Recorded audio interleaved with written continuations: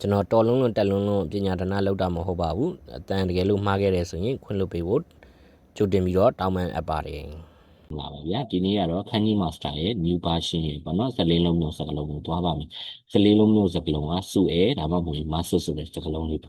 ကတော့အပိုင်းလေးနှစ်ပိုင်းခွဲလို့ရတယ်ပေါ့နော်သူ့ကိုမှတ်ပုံမှတ်နည်းနဲ့မှတ်မယ်ဆိုရင်တစ်လေးပါမယ်ပြီးသွားရင်ကျွန်တော်တို့ကတစ်ပင်လေးပါမယ်အဲ့တော့ကျွန်တော်တို့ကဘယ်လိုမှတ်မလဲဆိုရင်တစ်ပင်ရဲ့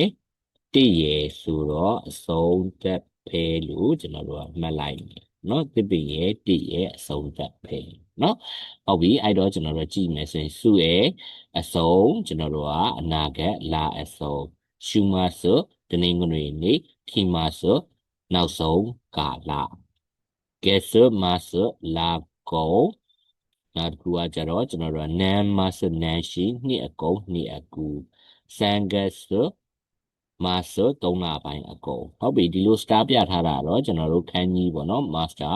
overshin မှာပါနေတဲ့စကားလုံးတွေကိုပြန်ထည့်ပေးထားတာဖြစ်ပါတယ်ဟုတ်ပြီသူကတော့ဗာလဲဆိုရင် guess master နီကုံကောက်ချက်နော်နောက်တစ်ခုကကျတော့ဆွဲကော့ငယ်ဆုံးကလေးနောက်တစ်ခုကလည်းကလေးခန်းကြီးနဲ့ပဲတွေ့တယ်ကျွန်တော်တို့မရှိဒါမှမဟုတ်မရှိအငယ်ဆုံးကလေးနောက်ဆုံးတစ်လုံးကတော့ master အဆုံးဆိုတဲ့စကားလုံးပဲဖြစ်ပါတယ်အားလုံးကိုကျေးဇူးတင်ပါတယ် like and subscribe ခေါင်းလောင်းလေးနှိပ်ပေးခဲ့ပါဦး